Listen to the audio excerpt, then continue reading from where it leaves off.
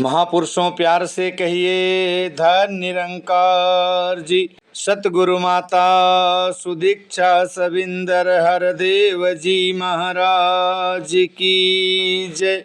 महापुरुषों, ये अप्रैल का महीना चल रहा है और इस महीने में हम ज़्यादा से ज़्यादा सतगुरु बाबा गुरबचन सिंह जी महाराज के जीवन से, उनके दिव्य पावन प्रवचन, परम पूज्य राजमाता जी के दिव्य पावन प्रवचन और पुरातन संतों महात्माओं के लेखे और व्याख्यान सुनते और पढ़ते हैं और सदगुरु माता सुदीक्षा सविंदर हरदेव जी महाराज के श्री चरणों में ये याचना कामना प्रार्थना करते हैं, अरदास करते हैं कि हे दीन दयाल सच्चे पातशाह, कृपा बख्शो, रहमत बख्शो कि हम सभी आपके बताए इन रब्बी असूलों पर, आपके आदेशों और उपदेशों पर, इन संत महापुरुषों के जीवन से प्रेरणा लेकर के चल पाएँ और अपना लोक सुखी और परलोक सुहेला कर पाएँ। दास ने पिछले वीडियो में परम पूज्य निरंकारी राजमाता जी और सतगुरु बाबा गुरबचन सिंह जी महाराज के दिव्य पावन प्रवचन रखे थे। उसी पत्रिका में 1977 में बाबा जी ने विदेश का दौरा किया था और आज दास इस वीडियो में उन्हीं विदेश के दौरों में जगह जगह पर बाबा जी के दिए गए और निरंकारी राजमाता जी के पावन विचार, और इसी में एक लेख है BBC रेडियो बर्मिंघम की ओर से मिस्टर अयूब खान ने हुजूर बाबा जी का इंटरव्यू लिया, जो 9/1/78 सोमवार शाम 7:30 बजे रिले किया गया, जिसका पूरा विस्तार इसमें अंग्रेजी में लिखा है। उन्होंने 4 प्रश्न किए थे। दास उसका भी जिक्र आज इस वीडियो में करेगा। इतिहास के झरोखों से ये सतगुरु की बिरद ही है, सतगुरु की कृपा ही है कि एक पुरातन संत महात्मा, जिनके घर में कुछ 1972 से लेकर के 77, 78, 79 तक अलग अलग महीने की संत निरंकारी पत्रिका उनके पास थी। दास उनके घर गया था उनके दर्शन करने।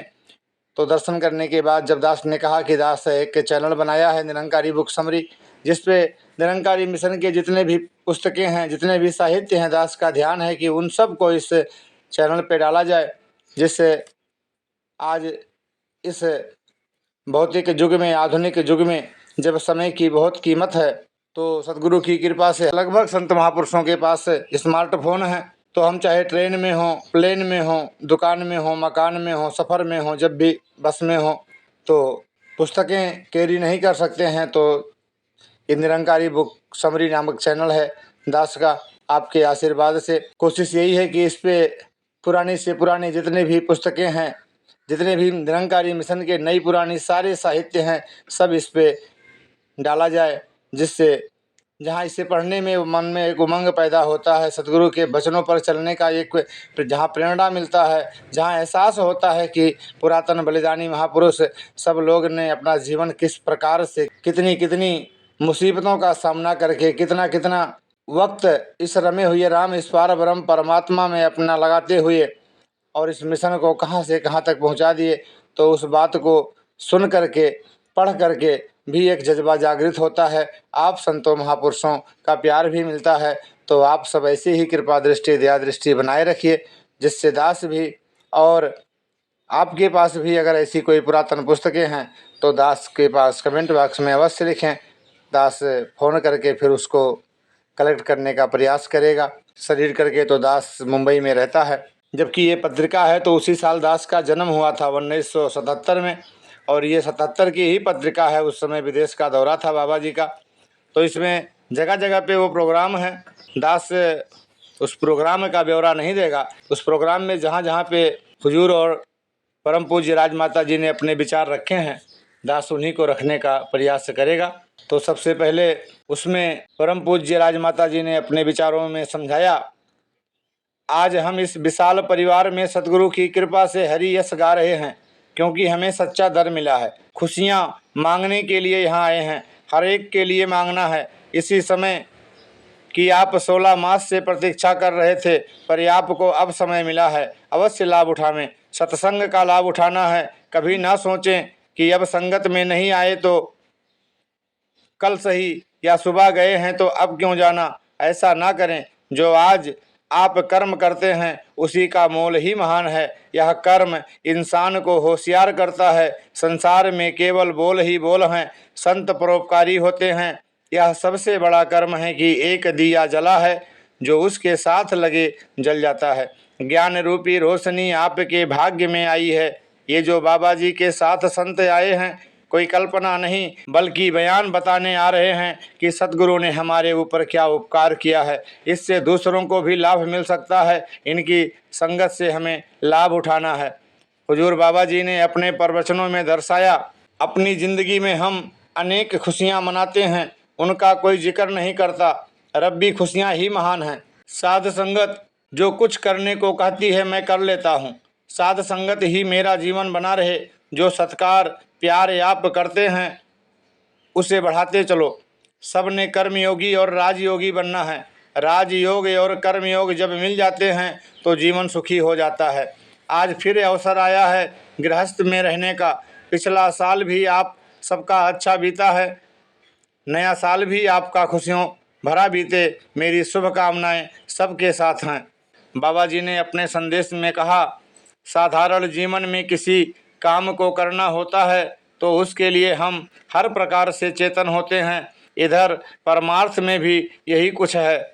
हम देखें हमारा कितना प्यार है। इस प्रभु को हमेशा ही भक्त अपना मालिक समझता है। जो सुख इस दातार के चरणों में मिलना है, मिलजुल कर इसका गुणगान करना है। इस पर भरोसा एक का दूसरे से मिलकर बढ़ता है। इस भरोसे व मैत्री से ही लाखों की संख्या बन गई है। कितना यकीन व भावना बढ़ी है। ज्ञान नहीं मिला तो गुणगान भी नहीं हो सकता। साधु के आदेश से ही गुणगान होता है। साधु से संगत मिलती है, हरि के दर्शन भी होते हैं। साध संगत से भी व्यक्ति जुड़ा रहता है। इस प्रकार अपने विश्वास को डामाडोल करना नहीं। इसी बार भारत में हमारे वार्षिक संत समागम के कवि दरबार की समस्या भी यही रखी गई थी। विश्वास ही इंसान है, विश्वास ही भगवान है।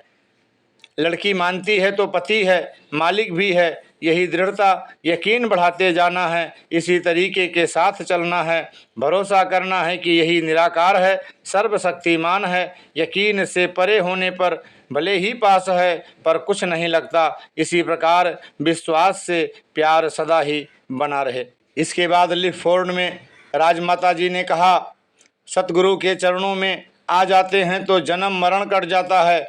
फिर गुरसिख अरदास करता रहता है कि ताकत बख्श दे हमें। जो खुशी मिली है वह संसार में भी बांटें। यह विशेषता मानव में है, पशु व मानव में वैसे निद्रा, भोजन, भोग व भय की समानता है, बल्कि कई अन्य विशेष गुण पशुओं में ज़्यादा हैं। हाँ, विवेकशीलता इंसान की बढ़ोतरी है। अगर कादर को जान लिया है तो उत्तम है। गुरु का एक ही काम है, हमारी भटकती आत्मा को परमात्मा का साक्षात्कार करा देना। झुकने के लिए कामिल मुर्शिद का दर ही होता है। जिन पेड़ों को फल लगता है वे ही झुकते हैं। बिना फल के आसमान तक पहुंच जाता है बांस का पेड़। चंदन के वन में सारे वृक्ष ऐसे ही सुगंधी लिए होते हैं, परंतु बांस के वृक्ष पर इसकी सुगंधी का कोई असर नहीं होता। यही संसार का हाल है। कोई परिवार के सदस्य भी इस लाभ से वंचित रह जाते हैं, परंतु पूर्ण महात्मा की तो यही विशेषता है कि वह ज्ञान बांटता है। जो ऐसे महात्मा को मिलता है उसका लोक व परलोक भी संवर जाता है। लिफोर्ड में कई नेतागण आए थे। वहाँ पर भी भाई साहब निरंजन सिंह IAS ने संगत व आए सज्जनों को संबोधित करते हुए जो विचार व्यक्त किए वे अंग्रेजी में थे। उसका सारांश इस प्रकार है। आज संसार में विश्व भाईचारे, मानव एकता, वैचारिक क्रांति, मानसिक संतुष्टि और हमारा पिता एक है और हम उसकी संतान हैं के नारे खूब लगाए जाते हैं। लेकिन जब उनसे यह पूछा जाता है कि पिता जिसके हम सभी पुत्र हैं वह कहाँ है, तो जवाब बिल्कुल नकारात्मक मिलता है।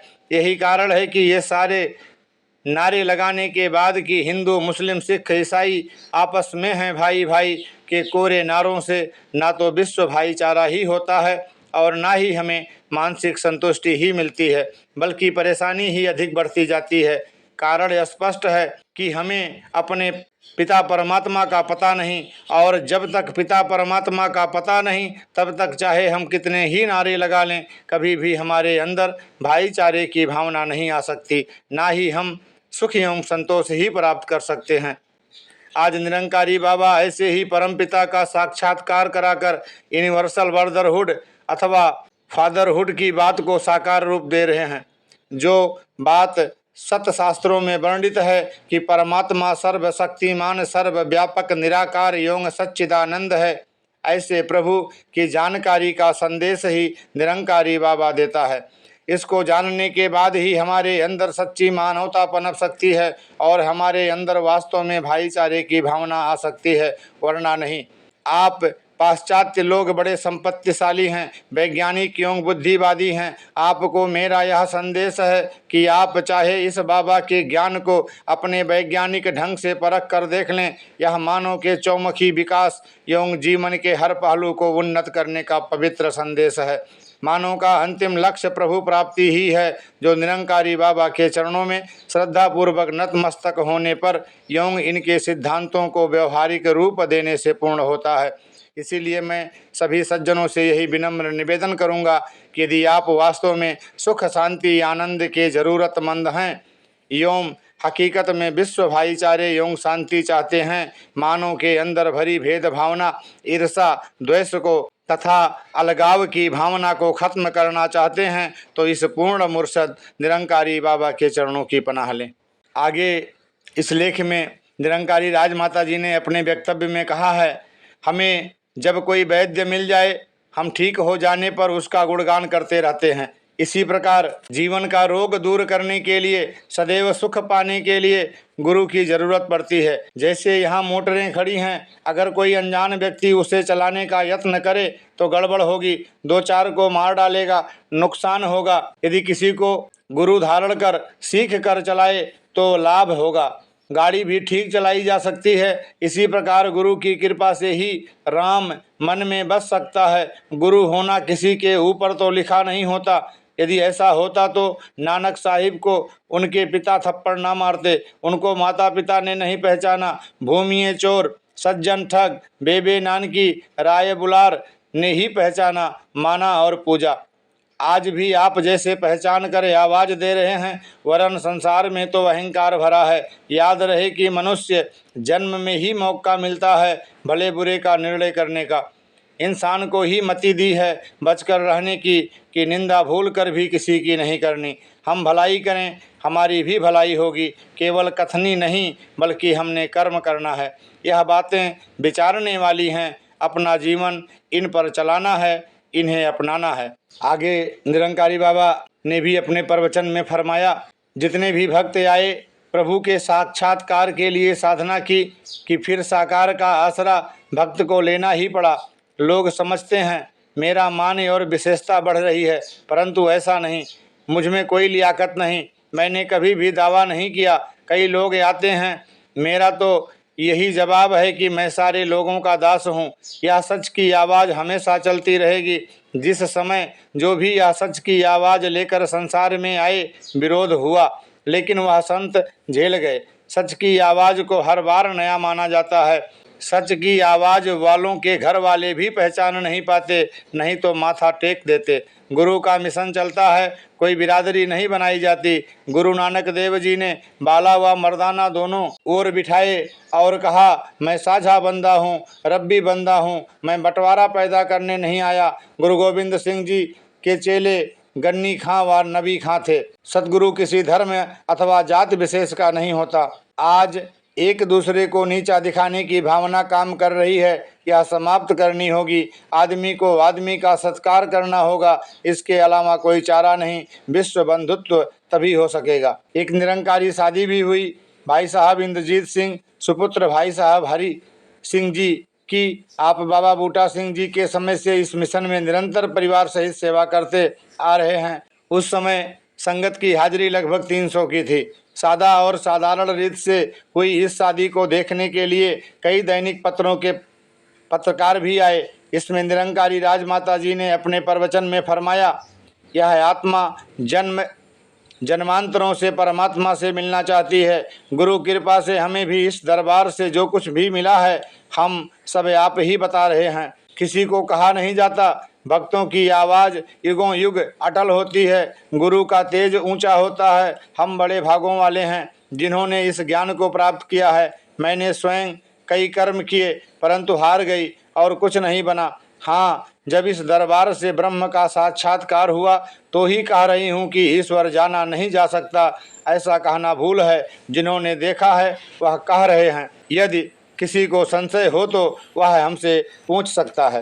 यहाँ पर हुजूर बाबा जी ने फरमाया, आपको सबने अपने तजुर्बे की बात बताई। यह मिशन ऐसा है, यहाँ जो भी भक्ति कर रहा है तसब्बुर या खाली भक्ति नहीं, जानकारी की भक्ति है। जानकारी की भक्ति ही सच्ची भक्ति होती है। सांसारिक रूप में मिसाल है, यदि कोई जगह देखी नहीं तो उसकी महिमा नहीं हो सकती। न्यूयॉर्क बड़ा सुंदर शहर है। कई शहरों को हम देखते रहते हैं। हमारा मन न्यूयॉर्क का कोई भी रूप बना लेगा कि यह शहर भी ऐसा होगा। जब कभी भी हम न्यूयॉर्क की बात करेंगे उसका तसब्बुर हमारे सामने आ जाएगा। कोई भी कुछ कहता रहे, हमारे तसब्बुर को डामाडोल नहीं कर सकता। हाँ, एक ही चीज़ तसब्बुर को ख़त्म कर सकती है, वह है साक्षात्कार। जब हम देखते हैं तो तसब्बुर टूट जाता है। हमारा इसमें कोई कसूर भी नहीं है। हर एक के यकीन भिन्न भिन्न माने बने हुए हैं। जब याद करते हैं तसब्बुर तो बना है। हिंदू को भगवान श्री कृष्ण का रूप, मुसलमान को मोहम्मद साहिब का और सिख को 10 गुरुओं का वैसा अलंकारिक रूप सामने आ जाता है। शायद हमारी कल्पना ही सच्चा रास्ता है, परंतु यहाँ असलियत की ओर बढ़ना बताया है। वे नक्शे और हैं, इसीलिए मेल नहीं खाता। यह सब मन की कमजोरी नजर आती है। इसके विपरीत जो यथार्थ रूप से भगवान का साक्षात्कार करते हैं वे पक्के भरोसे वाले हो जाते हैं। अतः संसार के इंसानों और आप महापुरुषों के जीवन में अंतर है। अब शादी हुई है, अब दोनों मिलजुल कर एक दूसरे को हृदय में बसा सकते हैं। ठीक इसी प्रकार परमार्थ में यथार्थ रूप से भगवान को इष्ट बनाना है। बनावटों को छोड़कर असलियत से जुड़ना है। जो निराकार है, सर्वव्यापक है, सदा के लिए एक जैसा है, भरमों में से निकालता है।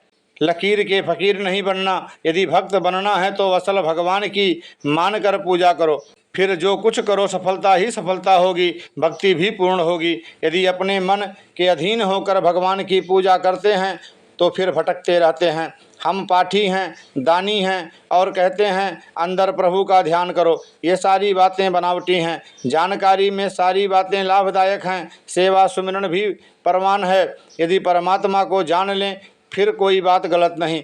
जानकारी से पहले नुकसानदेह है और जानकारी के बाद फायदेमंद है। अच्छी धरती में हम हल चलाएं, बीज डालें, पानी दें, गोड़ी करें, सब सफल है, अवश्य फल लगेगा। परंतु बंजर धरती में अपना बीज डाला जाए तो वह बीज भी फिजूल चला जाएगा, बल्कि नष्ट हो जाएगा।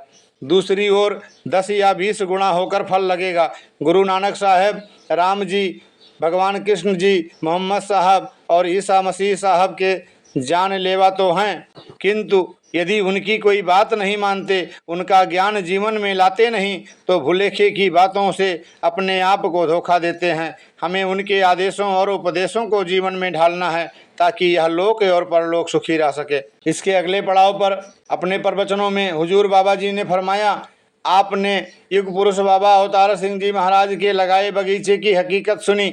सतगुरु द्वापर व त्रेता युग में आए महापुरुषों व उनके विचारों की मौलिक एकता में कोई अंतर नहीं। कर्मकांड, जीवन चेतना, होशियारी व लाभ नहीं ला सकते। हरि के बिना सब किया वृथा है। हमारे माता पिता करते चले आए, लकीर के फकीर बने रहे, समझ बैठे कि अब हमारी आत्मा भटकने से रहित है, क्योंकि हमने पाठ पूजा नित्य नियम कर लिया है। परंतु इन कर्मों से हमारा कुछ नहीं बनना। यही आदमी किसी समय पर वकील थानेदार का बहुरूप बना ले तो उससे कुछ नहीं होता। निकटवर्ती को भी पता होता है, अच्छे कपड़े पहनने, जटा बढ़ा के या किसी अन्य तरीके से संत का रूप बना लें, इससे कुछ नहीं होता। पुरातन समय की बात करें, राम जी समय के अवतार थे, कोई विशेष चिन्ह नहीं थे। राजा महाराजा का बेटा रहकर वनवास की पालना की, प्रभु प्राप्ति के लिए नहीं, वचन का पालन करने के लिए गए। भगवान श्री कृष्ण जी का ठाट बाट व हुकुमतीय जीवन रहा। राजाओं की तरह सांसारिक जीवन बिताते रहे। तीर्थ यात्रा, व्रत, नियम, अमृत पान करना आदि संसार में अनेक कर्मकांड हो रहे हैं। कोई अपने आप को पवित्र व दूसरे को अपवित्र बताता है। हिंदू तीर्थ यात्रा पर चला जाता है, उसे कोई कहता है मंत्र ले लो, दूसरा कहता है मेरे साथ भजन कर, तू पवित्र हो गया है। इसी प्रकार अमृत पान करता है, परंतु अमृत पान से तो एकता प्रीति व प्यार बढ़े, यह स्वाभाविक है। पर करते क्या हैं? मेरे बच्चे मेरे साथ रोटी भी नहीं खा सकते, निकटवर्ती भी पास से हट जाएं। यह कैसी महापुरुषों की शिक्षा है? गुरु गोविंद सिंह जी ने एकता बनाई, पर हम किधर जा रहे हैं? ऐसे कर्मों का कोई मूल्य नहीं, ना ही तुम्हें इनसे कोई पदवी मिलनी है, ना ही मुक्ति मिलनी है। आज समझा जाता है कि जो कथा कहानी सुनाए, वेदों का वक्ता हो, वह पहुँचा हुआ साधु है। महापुरुष उनको महत्ता नहीं देते। जो आदि अनादि परमात्मा से जुड़ा है वही महापुरुष है, उसका जीवन ही प्रमाण है। जीवन में भी महिमा होती है और परलोक भी संवर जाता है। भक्तों में यदि कोई राजा या फकीर आया, उसको भक्त करके माना गया। इसके बाद 5/1/78 को लेसिएस्टर भवन का उद्घाटन था। इस अवसर पर पूज्य राजमाता जी ने कहा, आप उद्घाटन के लिए यहाँ इकट्ठे हुए हैं, यह शुभ स्थान है, क्योंकि महापुरुष कहीं पर भी बैठ जाएं, वह स्थान महत्वपूर्ण है। बेरी के पेड़ के नीचे बैठें, बेरी साहब बन गया। इसी प्रकार आप इस भवन की रौनक देख रहे हैं। आज यहाँ से परोपकार की भावना सिखाई जा रही है, अनेकों का जीवन बनाया जा रहा है। निरंकारी बाबा जी ने अपने विचार में कहा, आज आप इस भवन के उद्घाटन पर शामिल हुए हैं। आप सब ने मेरा यहाँ स्वागत किया और मैं आप सबका आभारी हूँ। यह भवन अपनी किस्म का निराला भवन है। भवन तो सारे नगर में अनेक हैं, परंतु यह भवन विशेषतया मानवता के उत्थान के लिए खोला गया है, ताकि यह भवन अज्ञान, दुख और व्यभिचार को जड़ से उखाड़ फेंकने का कारण बने। यह भवन सबके लिए खुला है। यह सब इंसानों की सेवा के लिए है, यह किसी बिरादरी के लिए नहीं है। वास्तव में यह लोग प्रभु भक्त व प्रभु के भय में रहने वाले हैं। मैं आप सबको अपनी शुभकामनाएं भेंट करता हूं कि आपकी सेवाएं सबकी भलाई के लिए काम आएं। मैं आपकी भावनाओं और कर्मों की प्रशंसा करता हूं और आशा करता हूं कि आप इस शुभ कार्य वाले अभियान में निरंतर योगदान करते रहें। 6 तारीख को लेसिएस्टर की संगत इसी नए भवन में था। मुख्य हाल में यह सत्संग का कार्यक्रम चल रहा है। हाल सजी लाइट से जगमगा रहा है। कई पत्रकार भी आए हैं। वह कल के कार्यक्रम के बारे में जानकारी चाहते हैं, क्योंकि कल एक साथ 4 विवाह होने हैं। ये 78 की बात है, सामूहिक विवाह लंदन में। मरहम जी अभी बोल कर ही हटे थे तो परम पूजनीय राजमाता जी के प्रवचन आरंभ हुए। मरहम जी की कथा मैं बताऊं, यह कैसे इस मार्ग पर आए। यह उस अकाली दल के लोगों के साथ आए जो सच्ची बातें सुनना नहीं चाहते थे, लेकिन कारण ऐसा बना कि बाबा अवतार सिंह जी के वचनों का असर इनके हृदय पर छाप बनकर रह गया और यह फिर लौट ना पाए।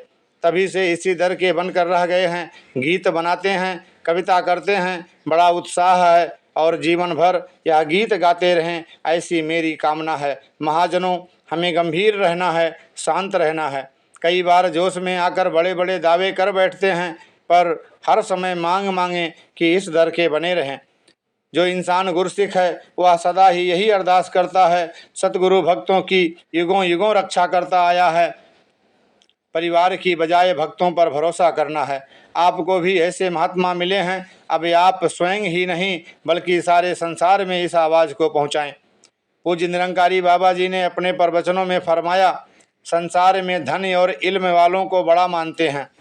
दुनिया उनके पीछे भागती है, भाषाएं सुनती है, केवल विचार शक्ति को सुन उनके गुणों का बखान करती है। लेकिन याद रहे कि श्रेष्ठ गुण ब्रह्म ज्ञान का है। जैसे एक कहानी है कि एक बहुत बड़ा फिलासफर था। उसने नदी पार करनी थी तो किश्ती में बैठ गया। किश्ती वाले से प्रश्न किया कि कितना पढ़े हो, तो वह बोला कि मैं पढ़ा नहीं, अनपढ़ हूँ। तो झट ही फिलासफर ने उत्तर दिया कि तुम्हारा आधा जीवन बेकार चला गया। नाव इतने में पानी में बहती चली गई और चलते चलते नाव मझधार में आ गई। तो किश्ती वाले ने पूछा कि अब तो खतरा है, क्या तुम तैरना जानते हो? तो फिलासफर का उत्तर था नहीं। तो नाविक ने कहा कि आप चाहे कितना ही पढ़े हैं, गुणवान हैं, लेकिन आपको अब केवल तैरना नहीं आता। तो मेरी तो आपके कहे अनुसार आधी जिंदगी चली गई, लेकिन आपकी तो सारी ही जिंदगी बेकार है, अभी खत्म हो जाएगी। मैं तो तैर कर उस पार चला जाऊंगा। लो, मैं तो बचकर चला हूँ, लेकिन आपका तो सारा जीवन बेकार जाता दिखाई देता है। राम व रावण का मुकाबला करें, रावण धन दौलत वाला था, वक्त के राजे भी उसका मुकाबला नहीं कर सकते थे। वह 4 वेद 6 शास्त्रों का ज्ञाता था, हर प्रकार से परिपूर्ण था, किन्हीं बातों में कमी नहीं थी। लेकिन इतिहास बताता है कि राम की नम्रता, सच्ची भावना व ज्ञान ने समय को मोड़ कर रख दिया, और इसके विपरीत रावण के पुतले को अभी तक भी हर साल जलाया जाता है। इसी प्रकार शहंशाह जी के पास एक आदमी आया, कहने लगा कि हम एक आदमी के सिर पर हाथ रखते हैं, वह उड़ने लग पड़ेगा। तो शहंशाह जी ने उत्तर दिया कि अनेकों पक्षी उड़ रहे हैं, हमें उड़ने की क्या आवश्यकता है। फिर वह कहने लगा कि 20 साल में हम पानी पर चलना सिखा सकते हैं। कोई भी आदमी सीख कर नदी को बिना किसी साधन के पार कर सकता है। शहंशाह जी ने उत्तर दिया कि क्या आवश्यकता है, इतना लंबा समय नष्ट करें, आने देकर हम जब भी चाहें जिस समय चाहें नदी पार कर सकते हैं। क्यों ना बाकी का समय दूसरों की भलाई में लगाया जाए। केवल ज्ञान पर साकिर रहने वाले को धन्य कहा जाता है। कबीर साहब, नामदेव जी, रविदास जी, नानक जी, रामदास जी व अर्जुन देव जी को धन्य कहते हैं। कोई भी इतिहास के सम्राट सिकंदर की जय नहीं कहता। ज्ञान पर पूर्ण विश्वास वालों की जय जयकार होती है।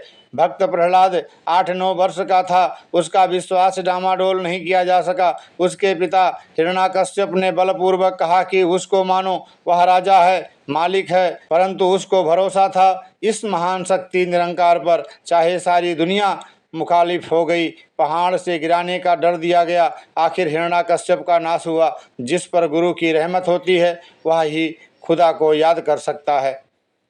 चाहे कोई संसार में बहुत बहुत डिग्री हासिल कर लेता है, हाँ, यदि किसी की मेहरबानी में आ जाए तो लाभकारी है। चाहे संसार में हम कितने ज्ञानी व वक्ता बन जाएं, गुरु की कृपा ना हो तो सब कुछ बेकार है।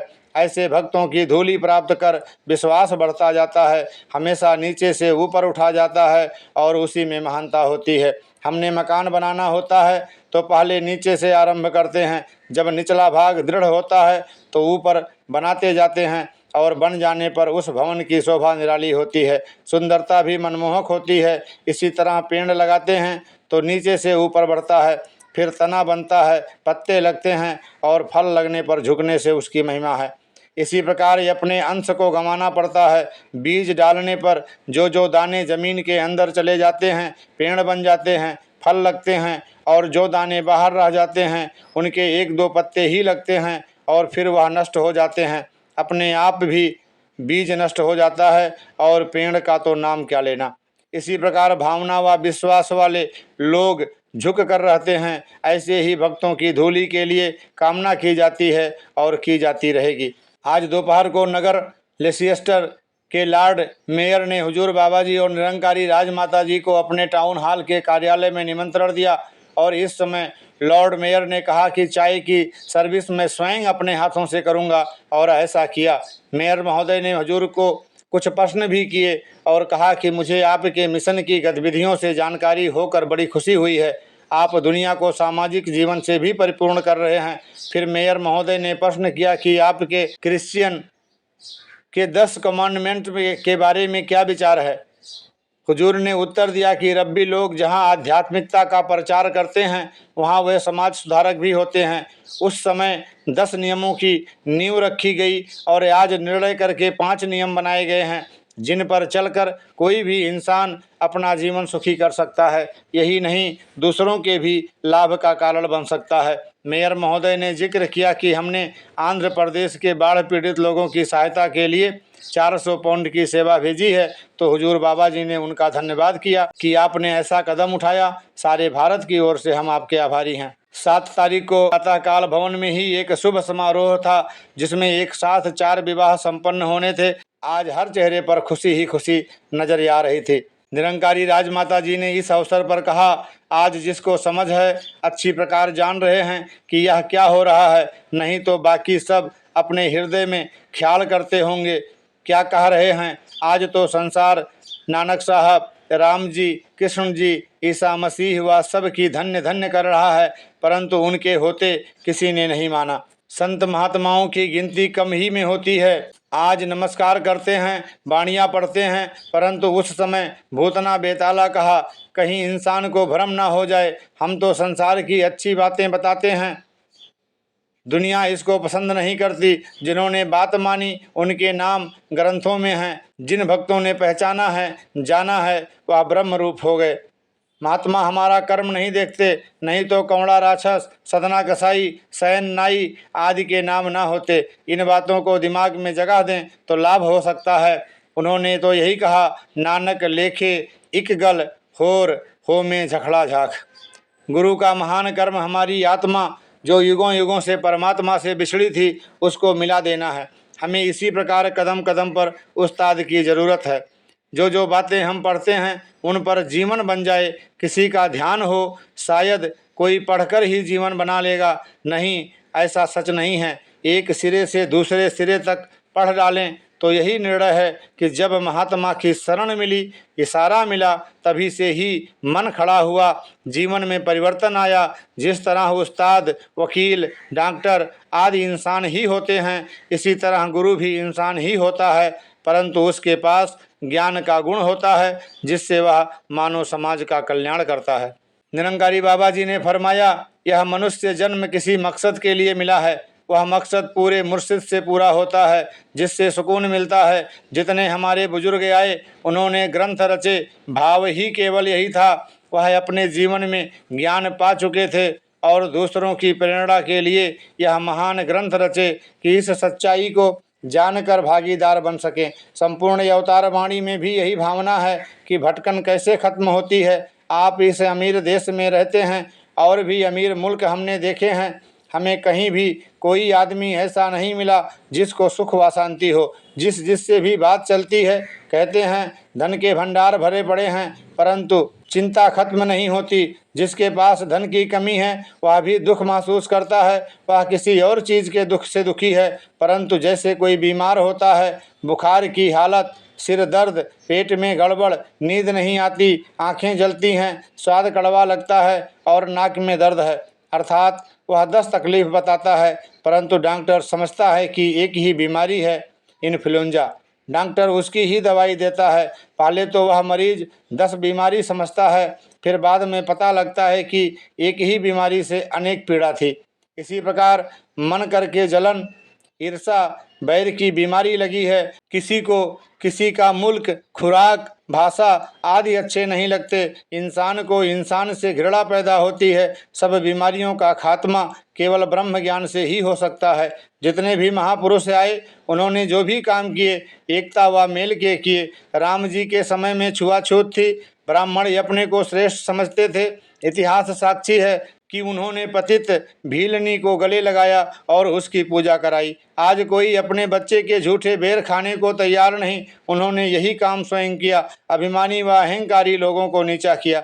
श्री कृष्ण जी ने विदुर को अपनाया, ईर्षा नफरत करने वालों को ठुकराया। इसी प्रकार नानक साहब गुरु गोविंद सिंह जी के जीवन से सब परिचित हैं। उन्होंने इस निराकार का प्रचार किया, लोगों को एक की ओर जोड़ा और किसी साधन से या बाहर किसी चीज़ से सुख चैन नहीं मिल सकता। आज राजनीतिक लोगों को देखें, कौन सुखी हैं।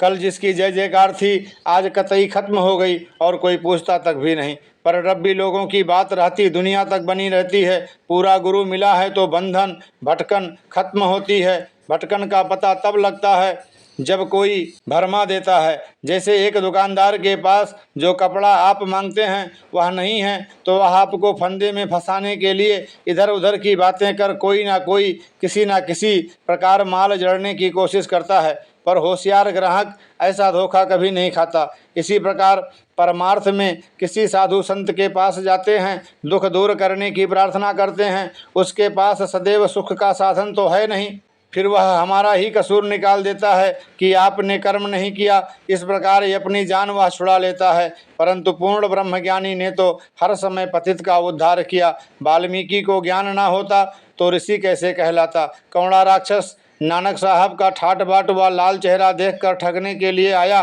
पर आप ही ठगा गया। उस दिन से जीवन में पूर्ण रूप से परिवर्तन आ गया। जैसे दर दर की मक्ति को रानी बना दें तो सब कुछ उसका हो जाता है। इसी प्रकार जो आत्मा राजा परमात्मा को जान लेती है तो सफल हो जाती है। रही बात पढ़ाई या पाठ पूजा की, बड़े बड़े कोर्स ही सब कुछ नहीं, उसके साथ जॉब भी लेनी पड़ती है। फिर कहते हैं जो पढ़ा था उसको इस्तेमाल करने का समय आया है। यदि जॉब नहीं मिलती तो सब कहेंगे कि यह पढ़ा लिखा बेकार आदमी है, पर जो थोड़ा भी पढ़ा है, काम करके कमाने वाला, सभी कहते हैं कमाऊ पुत्र है। इसी तरह गुरु की कृपा से प्रभु से मिलाप क्षण भर में हो जाता है, जीवन का आनंद प्राप्त हो जाता है। 8 तारीख को संडे के दिन लिसिएस्टर से वेड नेस्बरी पहुंचना था। 10 बजे उस नए भवन का उद्घाटन है, जहां पर 50 के लगभग काउंसलर, MP, एक मिनिस्टर, सेंडवेल कंट्री के Lord mayor, community religion officer और कमिश्नर रीजनल क्वालिटी निरंकारी बाबा का अवभगत करने व भवन के उद्घाटन पर आए थे। इस समय चाय पानी हुआ, परस्पर परिचय हुआ और BBC रेडियो बर्मिंघम की ओर से मिस्टर अयूब खान ने हुजूर बाबा जी का इंटरव्यू लिया, जो 9/1/78 सोमवार शाम 7:30 बजे रिले किया गया, जिसका पूरा विस्तार इस प्रकार है। उन्होंने 4 प्रश्न किए महापुरुषों। ये सारे प्रश्न इस पत्रिका में अंग्रेजी में लिखा है। दास को अंग्रेजी नहीं आती, इस प्रश्न को मैं अंग्रेजी में ऐसे ही वीडियो पे डालूंगा, इसका मैं ट्रांसलेट करके पढ़ने की आपकी कृपा से कोशिश करता हूँ। पहला प्रश्न था, परम पूज्य बाबा जी, क्या मैं जान सकता हूँ कि आपके यहाँ आने का उद्देश्य क्या है? बाबा जी ने उत्तर दिया, मेरी यात्रा का उद्देश्य सार्वभौमिक भाईचारा और मानव जाति की एकता तक पहुँचना है। दूसरा प्रश्न, क्या आप कृपया मुझे बताएंगे कि आपका मिशन क्या है, शिक्षाएं क्या हैं? बाबा जी ने कहा, मेरे मिशन को संत निरंकारी मिशन कहा जाता है और यह एक ईश्वर के रहस्योद्घाटन पर आधारित है। अन्य धर्म या मिशन ईश्वर को जानने के लिए अनुष्ठान और तरीके बताते हैं, लेकिन मेरा मिशन सीधे ईश्वर को प्रकट करता है। सभी अलग अलग लोगों को एक ईश्वर दिखाकर हम जाति, पंथ, रंग और राष्ट्रीयता के मतभेदों से ऊपर उठाते हैं। इस प्रकार एक बुनियादी बंधन की तुलना में एकजुट होना परिवर्तन या रूपांतरण मिशन है। किसी भी तरह से जीवन या धर्म की शैली को बदले बिना वो एक ईश्वर के ज्ञान पर जोर देता है। तीसरा प्रश्न, दुनिया की जरूरत क्या है और ये आपका मिशन किस प्रकार पूरा करेगा? बाबा जी ने उत्तर दिया, आज की सबसे बड़ी आवश्यकता विश्व शांति और एकता है। हमारे सभी प्रयास वांछित परिणाम नहीं दे रहे हैं। संत निरंकारी मिशन लोगों को मानवता द्वारा एकजुट करने और उन्हें उनके सामान्य निर्माता निराकार ईश्वर का एहसास कराने का यह सांकेतिक कार्य कर रहा है। उन्होंने चौथा प्रश्न किया, आपके मिशन का कार्यक्रम क्या है? बाबा जी ने उत्तर दिया, यह मिशन पूरी दुनिया में फैला हुआ है। नफरत से तंग आ चुके और खोखले कर्मकांडों के बोझ से दबे लोग तेजी से इस मिशन से जुड़ रहे हैं। निरंकारी दर्शन विश्व में धूम मचाने वाला है। वर्तमान में हम कुल मिलाकर लगभग 6 मिलियन हैं और प्रतिदिन बढ़ रहे हैं। पूज्य बाबा जी ने इस सत्संग में फरमाया, अपने जीवन के बारे में अपने आप को पता होता है। अपने जीवन वाली सच्चाई ही सच्ची मानी जाती है। दूसरे की सुनी पढ़ी बात पर किया विश्वास डामाडोल हो सकता है, अपने जीवन वाली बात पर पूरा विश्वास होता है। जहाँ पर मन की बात है, मन कल्पना पर आधारित है। जो निशाना रखा हो मानने लग पड़ता है। भारत में हम बैठे थे तो मन ने इस हाल की कल्पना बना ली थी जो असलियत नहीं बनावट थी, वह सब मन गढ़ंत थी। जब यहाँ आकर हाल को देखा फिर मन डामाडोल नहीं हो सकता, फिर कोई झुटला भी नहीं सकता। हम कहेंगे देखी बात को सच कहा है।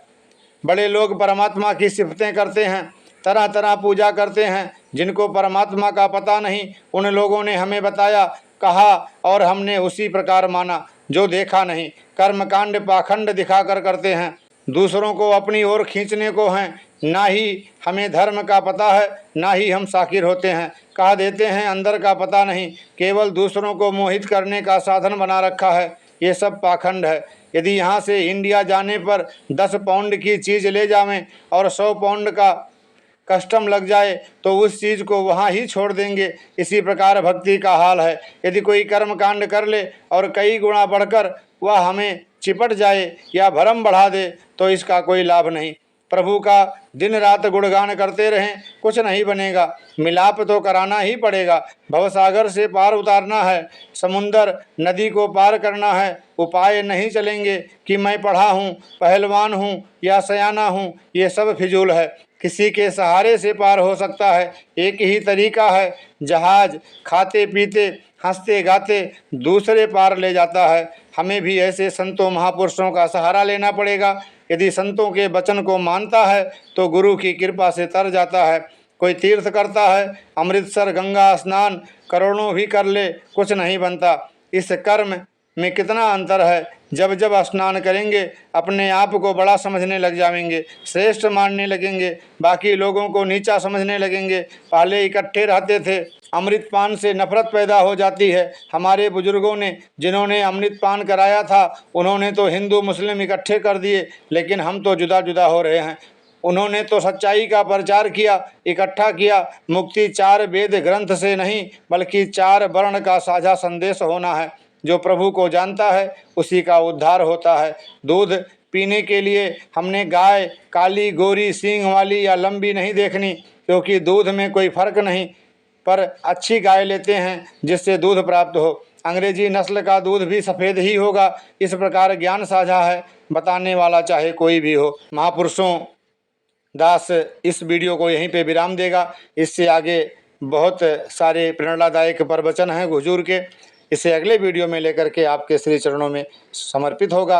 इसी याचना कामना प्रार्थना के साथ कि हुजूर के बताए इस दिव्य अमृत वचन पर सतगुरु के चरणों में अरदास करते हुए कि हे दीनदयाल सच्चे पातशाह, दया करो, कृपा करो, मेहर करो कि हम सब इस पे अपना अमली जामा पहना पाएँ, इस पर चलते हुए अपना लोक सुखी पर लोक सुहेला कर पाएँ। सतगुरु माता सुदीक्षा सविंदर हरदेव जी महाराज की जय। महापुरुषों प्यार से कहिए धन निरंकार जी।